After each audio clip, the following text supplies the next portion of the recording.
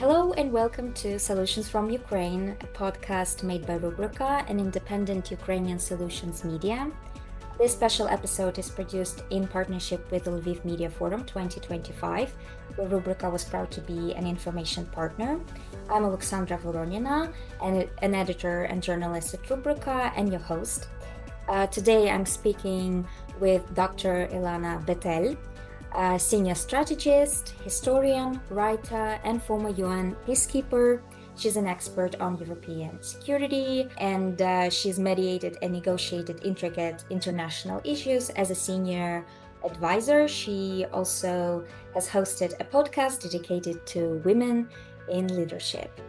So we're catching up just after our participation in LMF, and we'll be discussing Russian propaganda, the future of European defense, and the challenges that Ukraine faces and its partners. So Ilana, thank you so much for joining us. Thank you very much for inviting me. So to start off, you've been following the strategic use of propaganda and disinformation for years.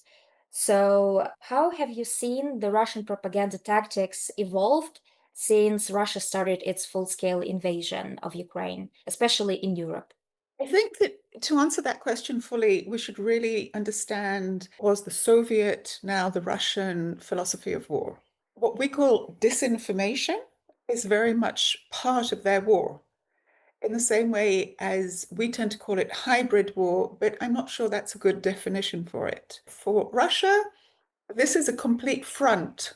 We in the West and we in a lot of other places tend to treat propaganda as just soft war, soft power. It's not. It's really, really not.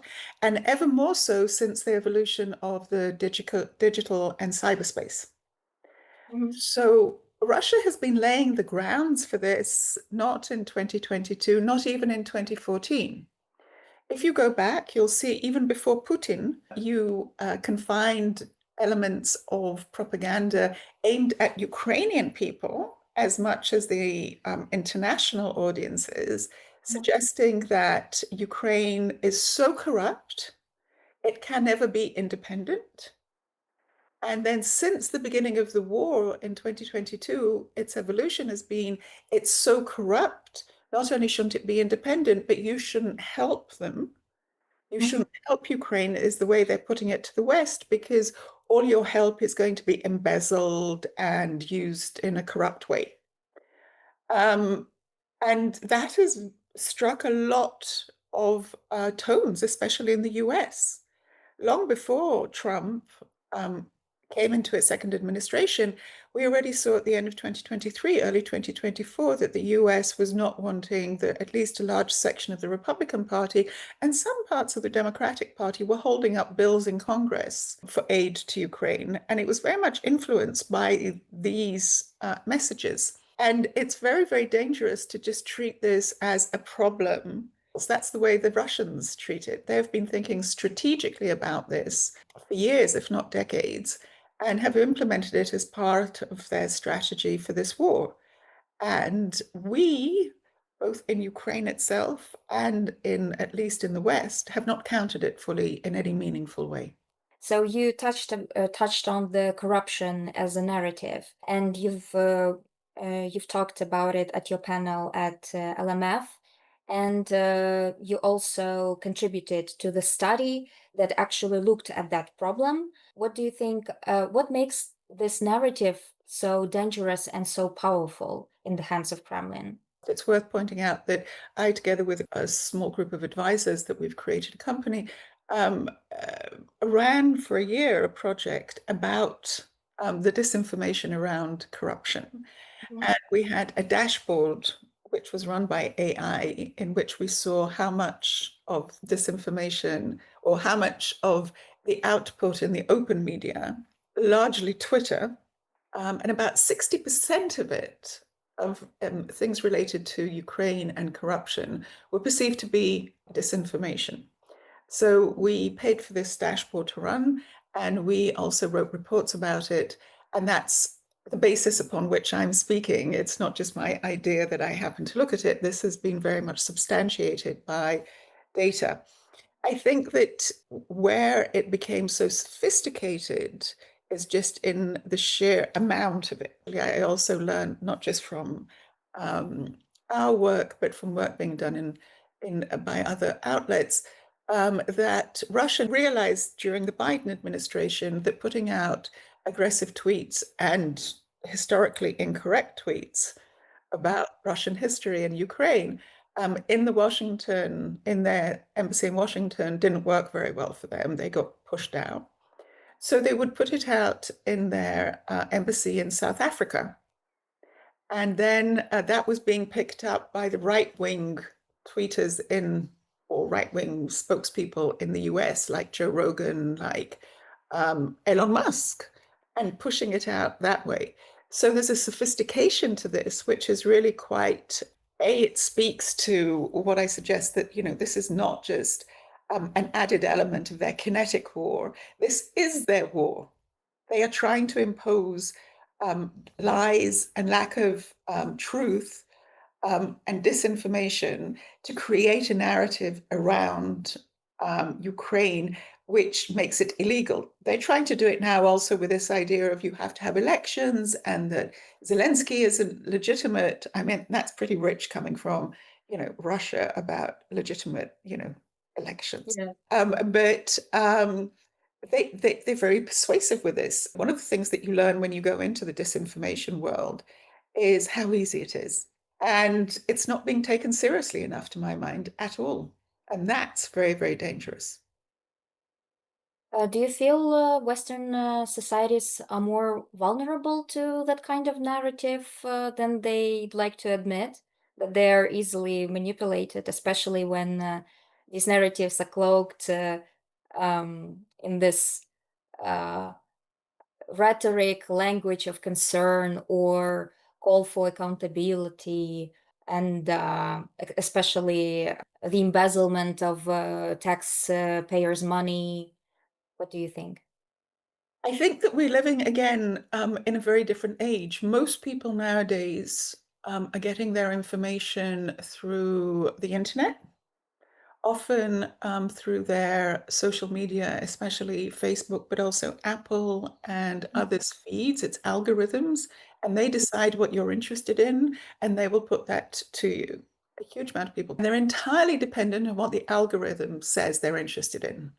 So even perfectly good people who want good things for Ukraine, for example, if they base themselves entirely on the news feed, and especially this is true to younger people, you find that all they have to do is once or twice look at a different narrative, and that will immediately be added to their feed. So it's that the Russians take it extremely seriously. They know about these algorithms, they know how to manipulate them. Mhm. And they're very aware that actually getting in front of people is quite easy. The way I always tend to put it is if you look at the Third Reich in Germany, if Mhm. Hitler and the Nazis had to run huge parades in streets and have stadiums full of people and big flags and whatever, you don't need to bother with that nowadays. You just go into the internet, you just go into social media. That's your stadium, that's your parades.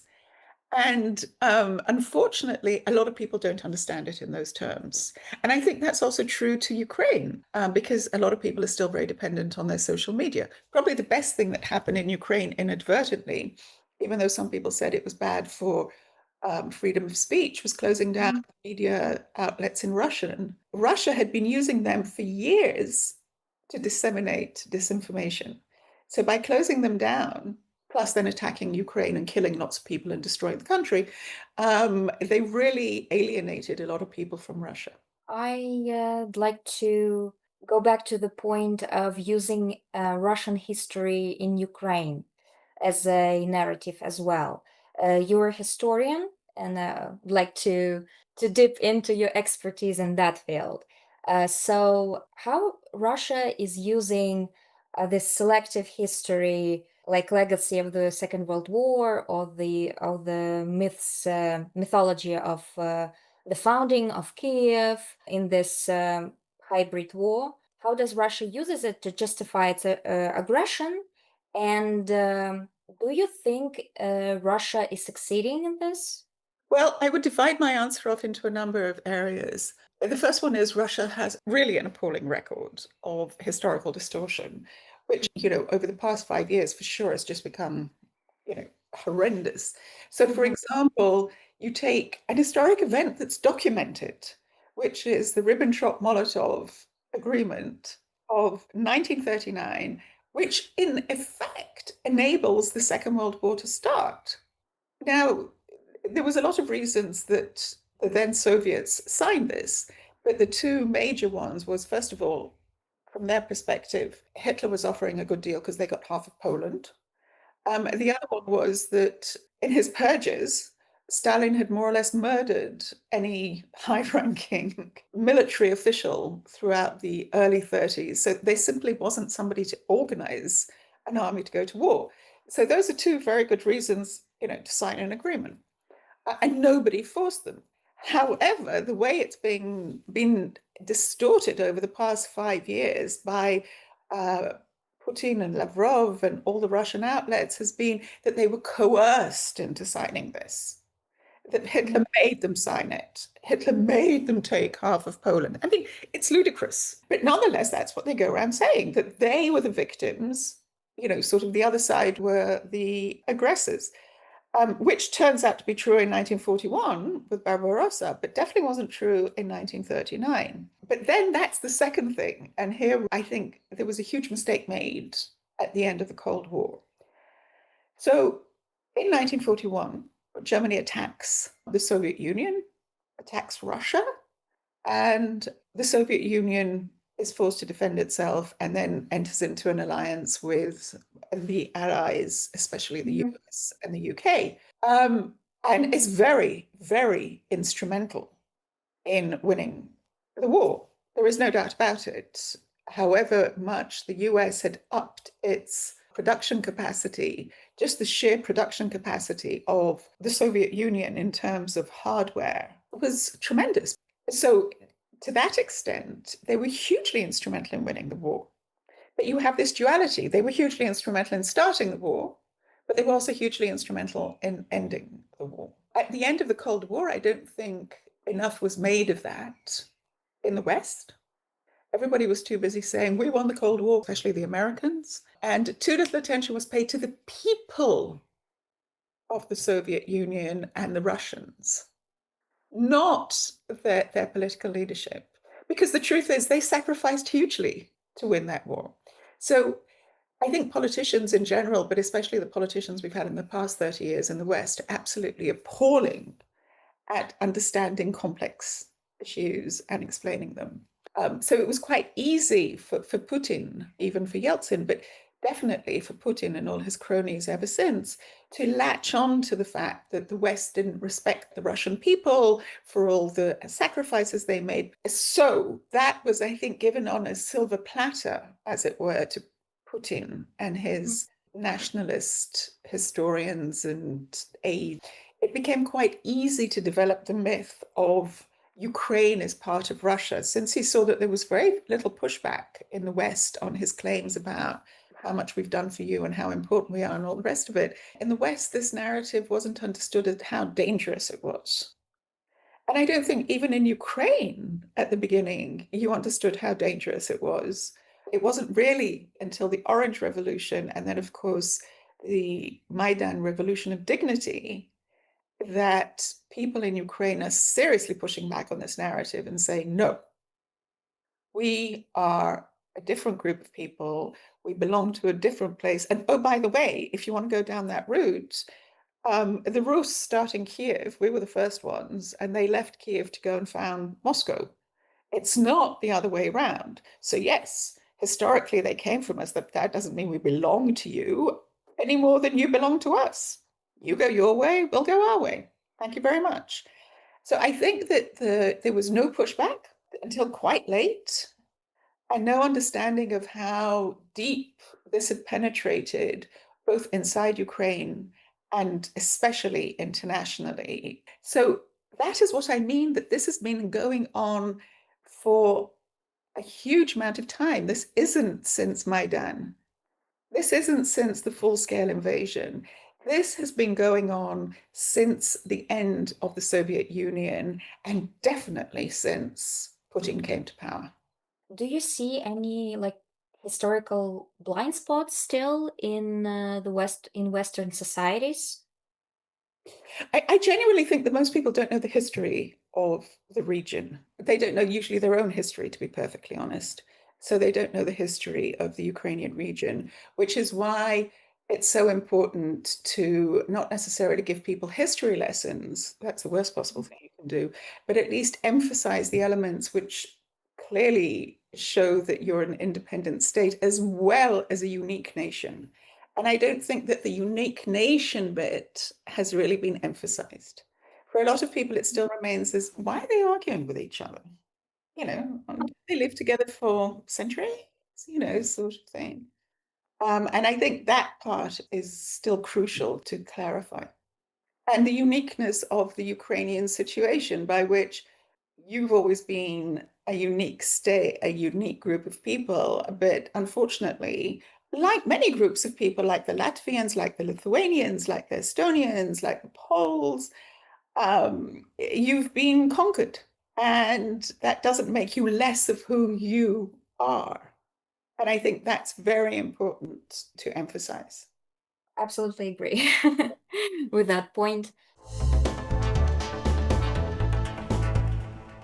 So we talked a little bit about the dwindling support from the US, and I would like to shift more to that and talk about the situation that we have right now, that the US is seen as unreliable partner in the NATO.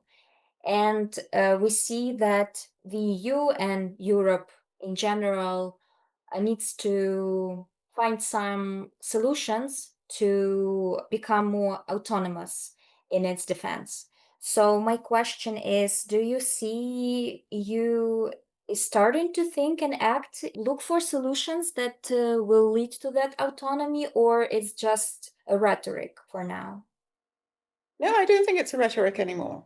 I think for many years it was an abstract. I tend to have a different opinion than many others about the problems of European defense. The biggest problem was, first of all, I object to the term, which was very much invented by Reagan and Thatcher, of peace dividend, which was what was perceived to be the case. The EU, when the Cold War ends, just spends all its money on education and health, as though that's a bad thing, by the way. Um, but actually, that's not really true either, because what it spends a huge amount of money, I'm talking trillions, is Mhm. on enlargement.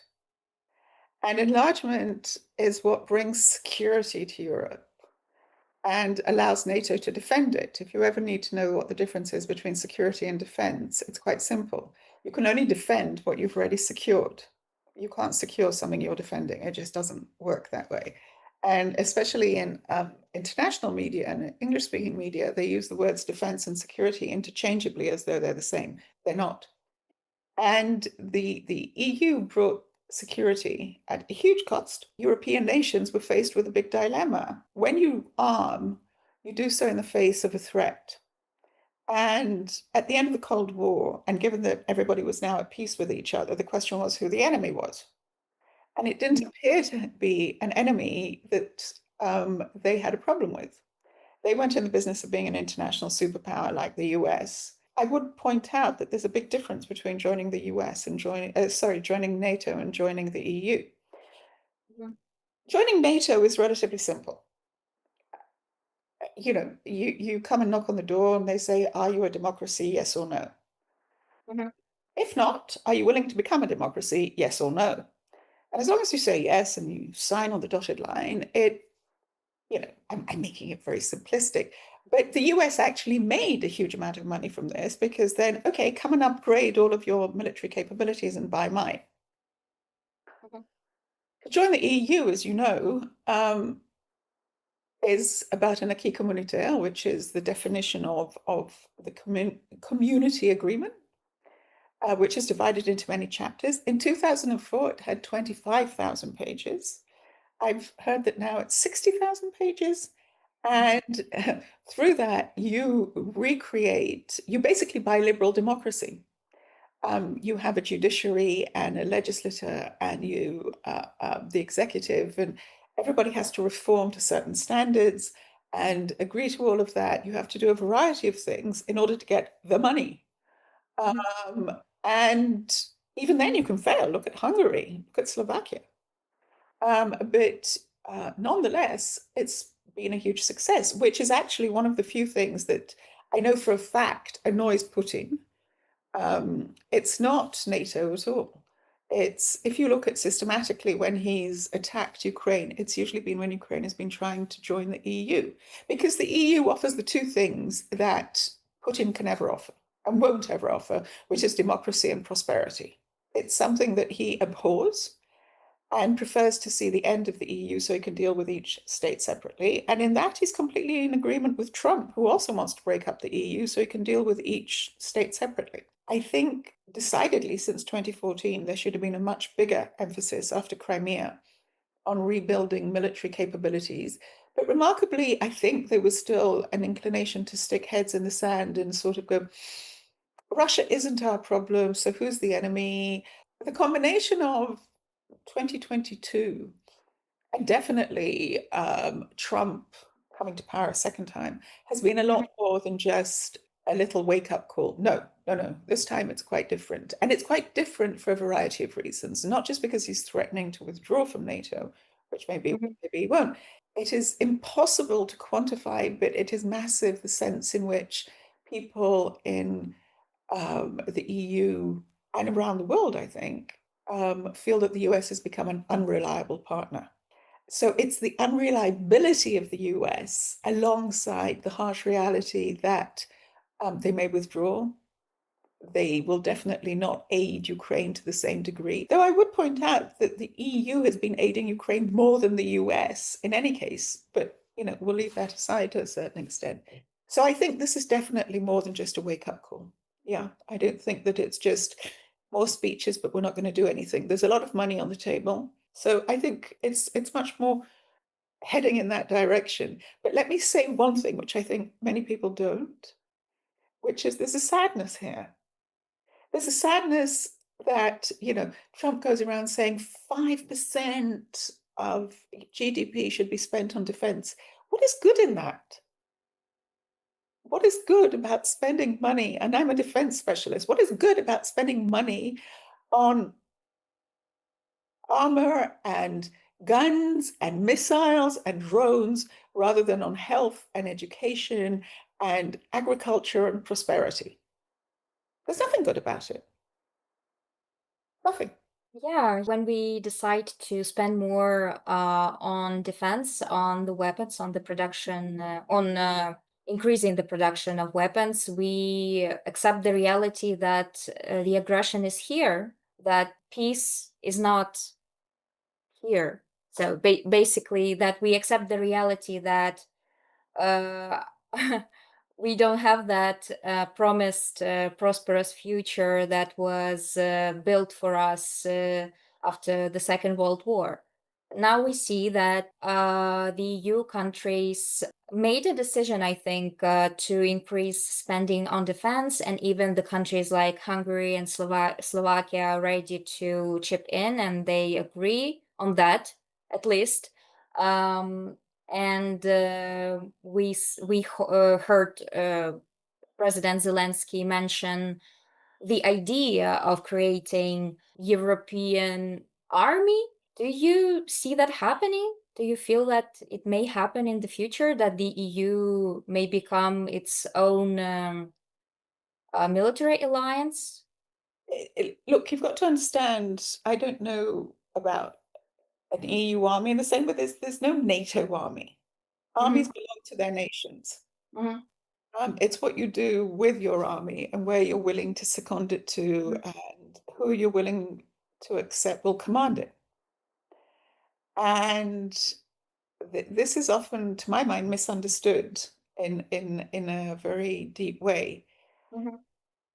Yes, you probably could create a NATO or EU army, but first of all, you have to accept that a Polish battalion is being commanded by um, a French officer and is participating alongside Latvian and Belgian and Italian troops in a division or a brigade, which is commanded by a Brit.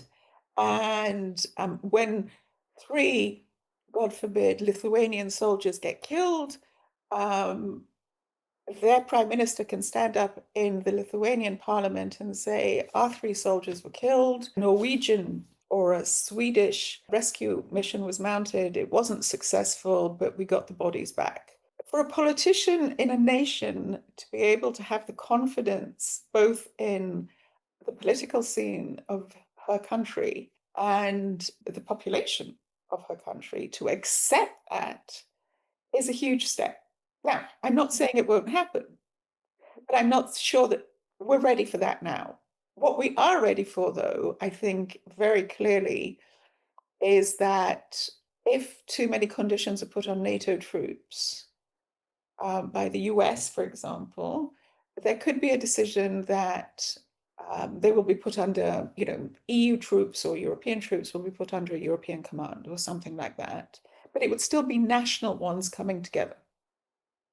It would not be a European army. That I think a lot of people are ready for. We talked about the accepting that we don't have that version of peace that we had even 20 years ago.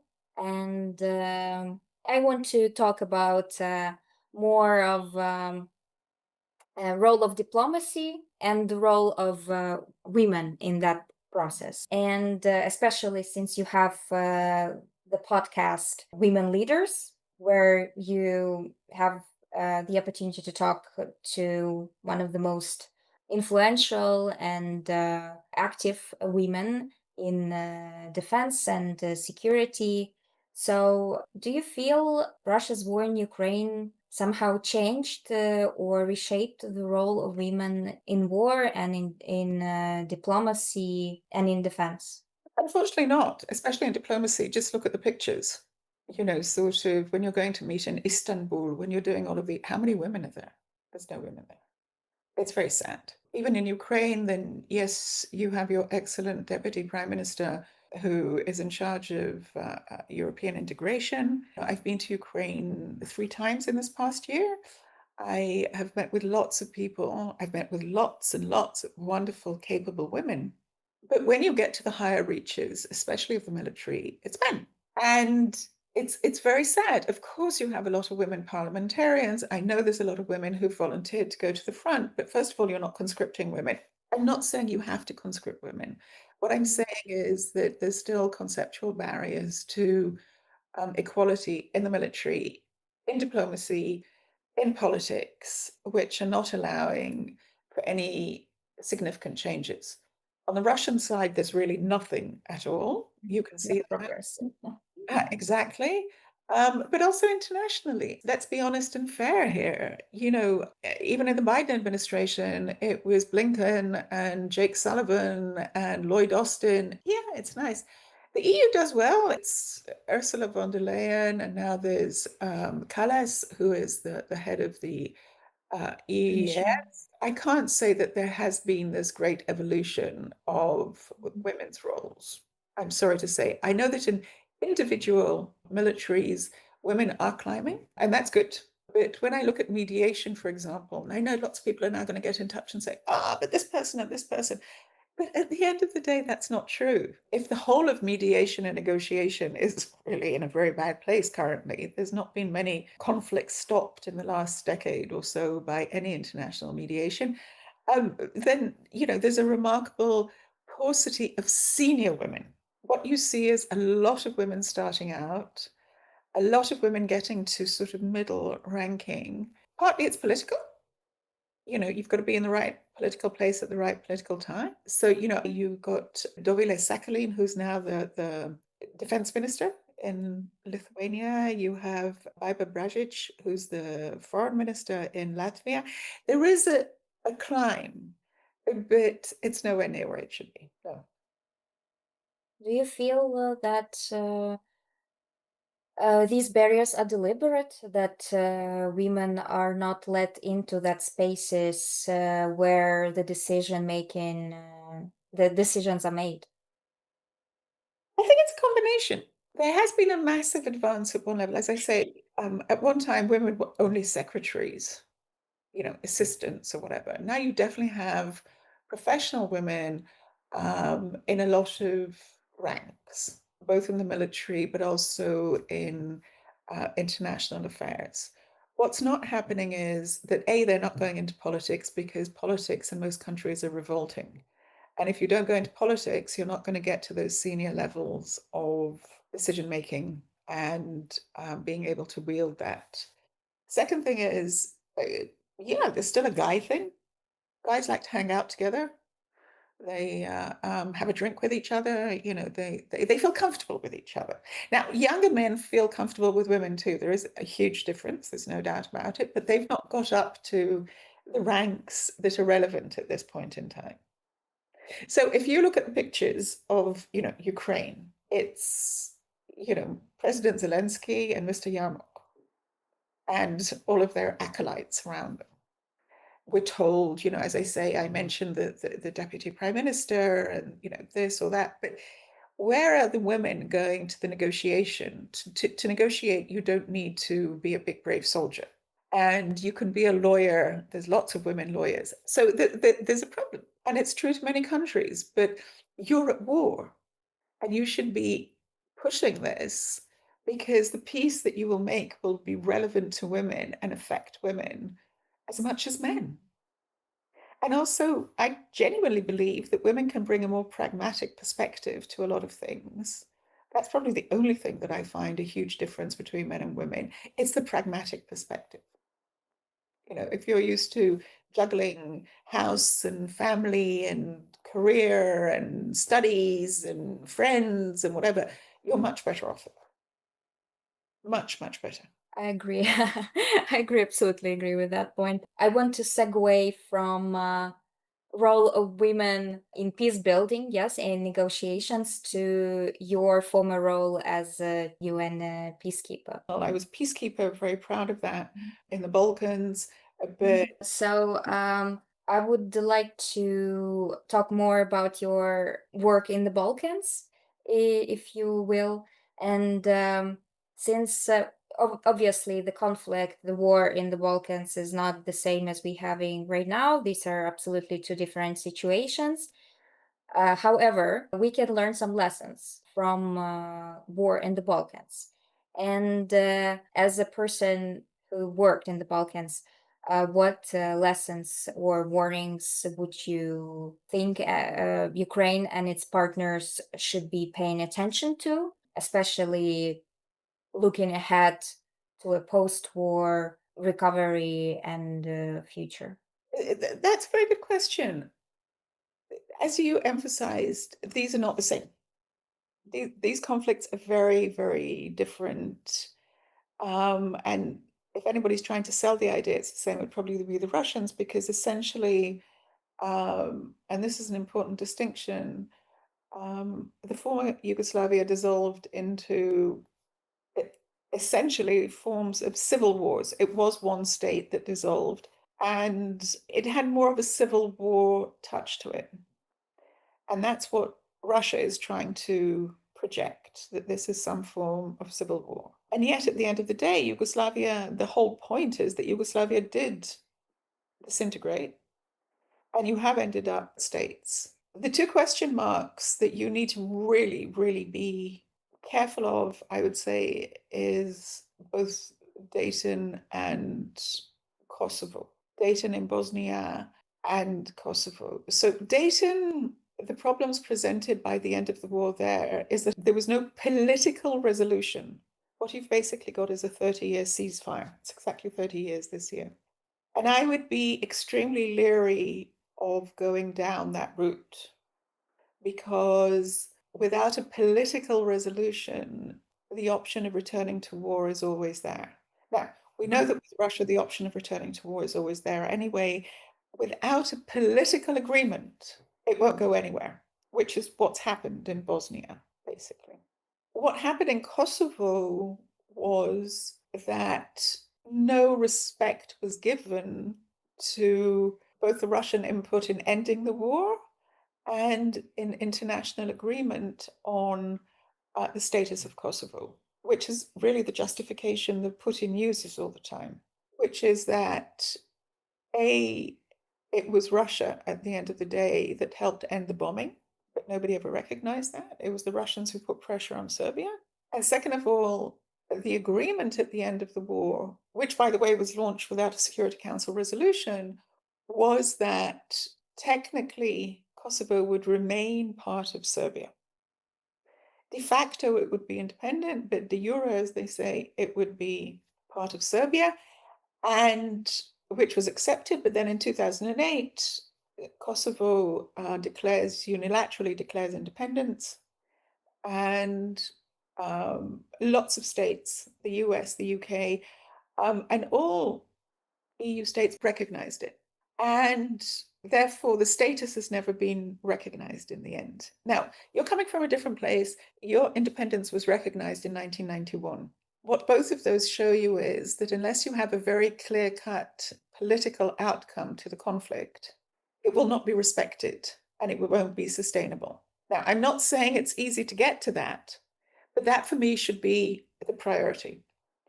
And I think that that has never been fully understood by people who've observed the Balkans and have used it as a precedent. It was never resolved because there was no political resolution to it. And I think that there's never been enough emphasis in Ukraine too, in understanding that there has to be not just a ceasefire, not just an ability to stop Russia from that point of view, but a political resolution. How you get to it is a different question altogether. But that is the only thing that I would take away clearly from the Balkans, because they're still a mess because of the absence of political resolutions. And I guess not only political resolution, but the actual reality where Russia is brought to justice for the crimes it committed in Ukraine That is has crucial. happened, but that can't replace. So, one of the problems, again, if you ask me, that happened in the Balkans and has happened in many parts of Africa too, is that rather than deal with the political problems, the international community preferred to go down the route of justice. And when I teach, I always say that there has to be three elements. There has to be order, which is a form of ceasefire, so that life can resume. There has to be justice, and there has to be resolution. And Mhm. those three are not the same. Mhm.